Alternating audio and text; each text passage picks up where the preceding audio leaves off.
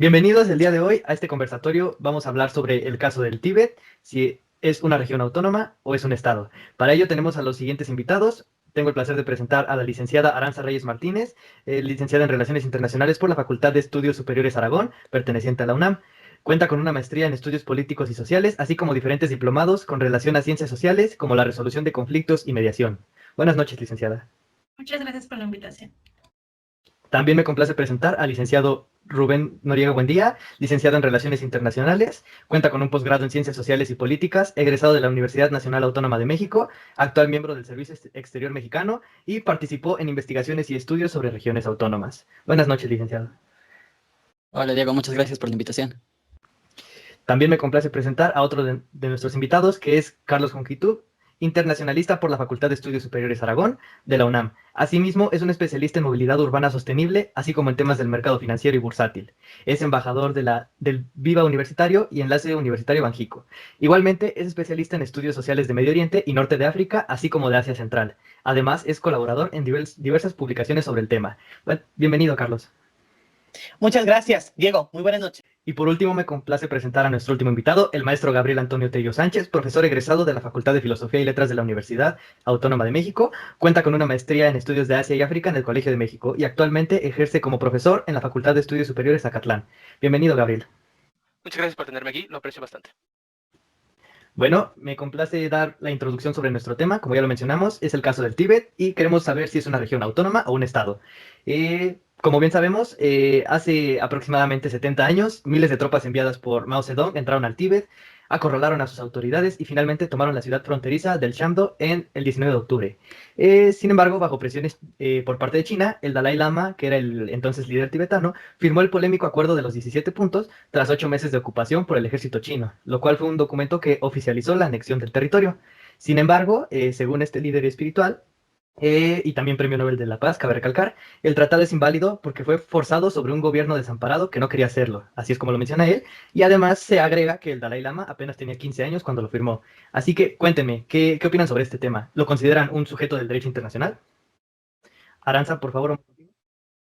Muchas gracias, buenas noches. Antes que nada hay que tomar en cuenta que el Tíbet es por nombre una región autónoma de nacionalidad tibetana de la República Popular China y que se encuentra inaliable del territorio chino. Siempre va a estar bajo la jurisdicción del poder central del país desde su incorporación al territorio de Yuan hasta la dinastía histórica de China a mediados más o menos del siglo XIII, donde pues esta etnia tibetana que es integrante y contribuye con importantes aportes al desarrollo de la civilización china y a la unidad y unificación de la patria, ¿no? Sin embargo, este tiempo que se ha prolongado tanto la sociedad feudal bajo una dictadura teocrática, los siervos y esclavos que representan más del 95% de la población del Tíbet no poseen esta libertad personal y se encuentran privados de sus derechos fundamentales. Creo que es importante destacarlo. Sí, muy bien. Bueno, como ya mencionó la licenciada Aranza, existen ciertos lazos jurídicos entre China y el Tíbet. Porque, bueno, como sabemos, el imperio tibetano, que fue cuando es como el primer momento de esta región, fue conquistado en el siglo XIII por los mongoles, que en este tiempo dominaban China. Pasó bastante tiempo hasta 1906, cuando, después de una guerra entre la dinastía Qing y el Tíbet, se llegó a ese tratado de paz, donde el Tíbet se convertiría en un protectorado británico. Para 1914, eh, el Tíbet es, bueno, pasando esto, se le había regresado a China y pasó a ser parte de su estado, pero en 1914, después de negociaciones secretas entre Gran Bretaña y el Tíbet, firmaron un tratado en el que se reconocía al Tíbet como un estado libre. China comenta que esto no tiene valor jurídico, puesto que no se le consultó a China, que era prácticamente el que ejercía la soberanía sobre esta región.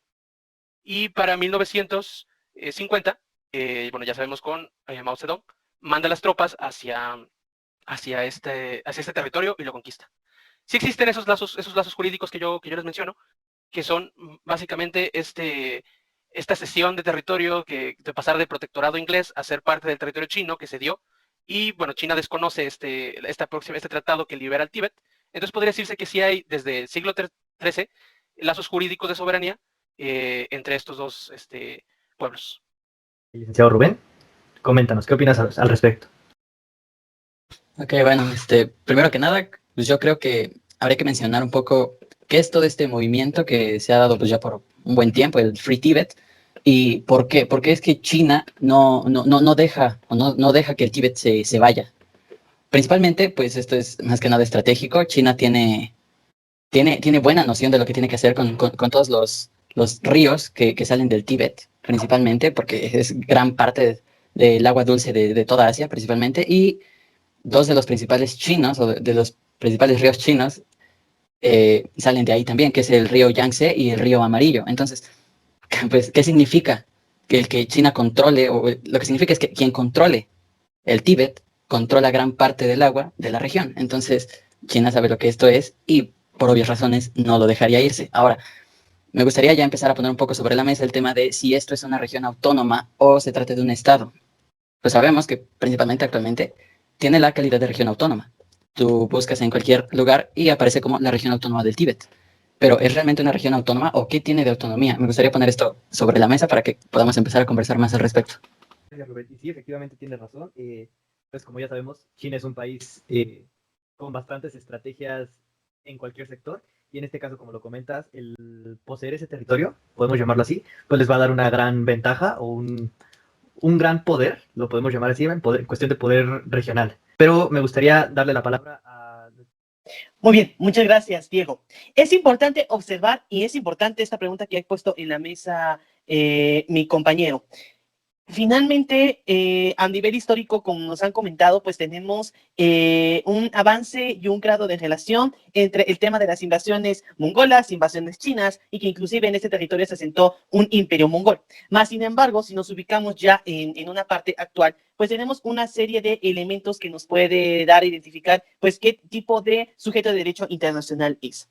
Como comentaba Aranza, si uno empieza por buscar en los sitios web o simplemente uno ubica en las páginas de Google, cuando tú buscas si esta región es una región autónoma o es un estado, es curioso observar que los primeros resultados que te salen son de las embajadas chinas. Y es interesante, ¿por qué? Porque curiosamente ahí es donde ellos te dan de cierto modo el por qué es una región autónoma. Una de ellas es importante decirlas que pues dicen que esta ocupación del Tíbet pues viene desde hace 800 años. O sea, es una de las cosas que dicen. Inclusive hay otras que también comentan que pues al momento de que se firmaron estos 17 puntos, cuando lo vuelvo como lo comentaban ustedes, el Dalai Lama tenía 15 años, pues tenemos una cuestión en la cual pues tú puedes observar y dices, finalmente estos acuerdos se firmaron con razón o se firmaron de cierto modo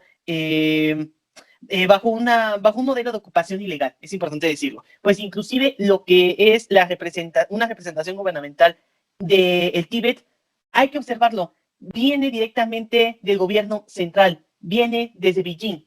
Inclusive podemos observar la forma en la que se rodea el Tíbet y pues vemos soldados chinos, banderas chinas y la gente que viene del Partido Comunista Chino. Y para finalizar con esta parte, me gustaría también dejar la otra parte de lo que vendría siendo la contraparte a que es una región autónoma de China. Hay el comentario de un investigador de la Universidad de Princeton que se llama Michael Van Walt, que dice que desde un punto de vista legal, el Tíbet hasta el día de hoy no ha perdido su condición de Estado, que es un Estado independiente bajo ocupación ilegal. Y va a ser precisamente esos puntos que se firmaron un poco después de esta guerra civil en la cual va a ganar Mao Zedong, en la que se va a desplazar de lo que era la República de China, que inclusive hoy también tiene un gobierno en el exilio que se ubica en la isla de Taiwán. Pues cómo va a generar estos acuerdos, pero que literalmente van a tener ciertas cuestiones de ilegalidad, ¿no? Que inclusive en el derecho internacional se ha dudado, pues si verdaderamente tienen una validez real, ¿no? Ya entraste con el tema más a fondo y te agradezco porque ya nos das la pauta para que nuestros demás invitados nos den un comentario. Aranza, ¿qué opinas sobre esto? Tú igual tienes consideración sobre si es una región autónoma, si es un estado, o cuéntame, ¿tú qué perspectiva tienes? Claro, muchas gracias. Retomando los comentarios que expuso mi compañero Rubén, con respecto a esta estrategia de China de mantener bajo su control al Tíbet, precisamente por estos recursos que básicamente el Tíbet es el origen de varios ríos base para la agricultura y diferentes tipos de actividades, ¿no? De lo que es todo China, India y diferentes partes de Asia. Entonces, ¿qué es lo que hace China? Empieza a aprovecharse de esta situación y comienza a construir presas hidroeléctricas en región tibetana. ¿Para qué? Para poseer este control, para él tener este poder sobre esas aguas, ya que, como bien sabemos, quien tenga el control de estas es quien va a manejar completamente todo. Entonces, basándonos ya en lo de si es una región autónoma, yo creo y reitero solamente por el nombre. Simplemente por ser la región autónoma del Tíbet, es una región autónoma. Sin embargo, de autonomía no posee nada, ya que China controla desde su economía, su tipo de gobierno, su cultura, incluso a los tibetanos les es prohibido hablar su propia lengua. Entonces, ahí les dejo, compañeros, abiertos sobre esta opinión personal de que en realidad no es autónoma. Te agradezco ese comentario que mencionas al último sobre que es una región por el nombre, porque efectivamente va de la mano con lo que mencionó hace un momento Carlos, que pues tú buscas en cualquier lugar y te va a aparecer región autónoma del Tíbet, pero pues da la casualidad que también aparece su relación con China en automático. Así que voy a darle la palabra a Rubén y después pasamos con el profesor Gabriel. Ok, muchas gracias, Diego. Yo estoy muy de acuerdo con lo que acaba de mencionar mi compañera Aranza. Realmente creo que el Tíbet, aunque aparezca como calidad de región autónoma, lo único que tiene de autónomo es el nombre. ¿Por qué? Porque depende totalmente y principalmente de Beijing, y los tibetanos tienen demasiadas prohibiciones, muchísimas. Incluso hay casos, y demasiados realmente, en los que a los tibetanos se les prohíbe sacar un pasaporte. O sea, los tibetanos no pueden salir como tal pues de la región, porque no se les permite tener un pasaporte, ¿no? Me gustaría también ubicar un poco en dónde surge. Es un problema muy, muy antiguo, pero el punto clave, el punto de quiebre es más o menos a finales de los 50. Entonces, pues si nos ubicamos un poco ahí, pues estamos en plena Guerra Fría. Entonces, el comunismo tendría que ganar de algún lado. Y de alguna manera Estados Unidos también participó en este conflicto, ¿no? Bueno, creo que esa sería principalmente mi opinión. Es una región autónoma que de autónoma no tiene nada. Vaya que lo mencionas de manera correcta este punto, porque pues tal vez si buscamos más a fondo, nosotros encontramos que sí, efectivamente, Estados Unidos también era raro no haberlo mencionado, pero ha tenido que ver en este tema. O sea, de cierta forma ha entrado en un aspecto, sea muy mínimo, pero ha formado parte. Y es bastante correcto tu comentario. Bueno, yo lo considero que vas muy al punto al que queremos llegar. Y pues coméntame, Gabriel, ¿tú qué opinas al respecto? Yo opino lo mismo que mis compañeros. Yo también creo que como tal ese término de región autónoma no aplica también para el Tíbet. Y concuerdo mucho con Carlos de que sí tiene las características de un estado, tiene su población, tiene su nación como tal. ¿Qué le falta? Reconocimiento. Reconocimiento de la comunidad internacional. Porque ¿qué pasa con este caso? O sea, si lo reconocen, se están echando de un enemigo, se intenta reconocer, porque ni siquiera hay marco legal que lo permiten reconocerlo. Porque igual no aplica tanto aquí el derecho de autodeterminación de los pueblos, porque ni siquiera es una región no autónoma que esté gobernada por China, o sea, ni siquiera tiene ese carácter legal. Entonces, no se le puede dar reconocimiento por vías legales, y si se le pudiera dar, es echarse de enemigo a la potencia económica más grande actualmente. Y si yo concuerdo con mis compañeros que la región autónoma no tiene nada, más bien sería como otra parte del Estado chino como tal, con todas esas traves que se les da.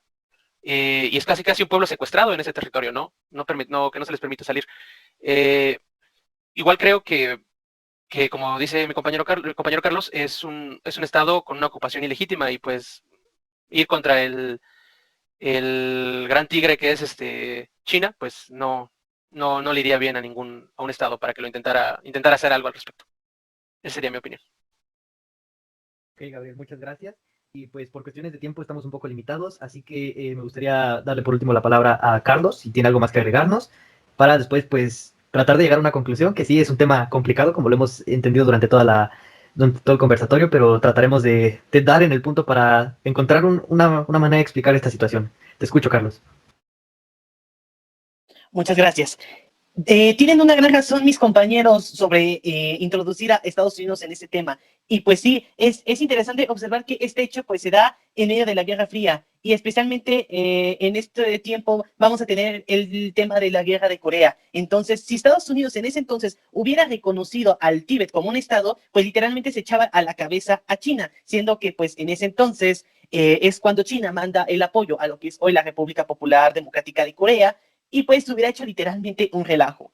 Entonces, inclusive es importante decirlo, dentro del seno de las Naciones Unidas, países como Estados Unidos e inclusive hasta el día de hoy, otras naciones como el Reino Unido, pues, bueno, siendo que pues Reino Unido tenía intereses o tuvo intereses históricamente sobre esta región, principalmente para la apertura de comercio con el área de la India. Entonces, podemos observar que primeramente, pues no hay gran apoyo internacional. Inclusive dentro de las Naciones Unidas, como comentaban, no se le considera ni siquiera como un territorio ocupado o que puede estar o que pudiera entrar en algún momento en descolonización, ¿no? O sea, finalmente no se le considera hasta el día de hoy como un estado que pudiera entrar en esta forma. No hay algún esfuerzo para poder solucionarlo, porque finalmente, ¿qué dicen? Es un asunto interno. En eso termina siempre. El tema del Tíbet es un asunto con China y para China. Entonces, finalmente, para los sujetos de derecho internacional, en este caso los estados, inclusive los organismos internacionales, pues el Tíbet sigue siendo un asunto interno. Entonces, por lo tanto, muchos de ellos lo podrían seguir considerando como tema de región autónoma más que un estado. Siento que, como decían, pues tiene los elementos para un estado, aunque en este caso tiene un gobierno en exilio, ¿no?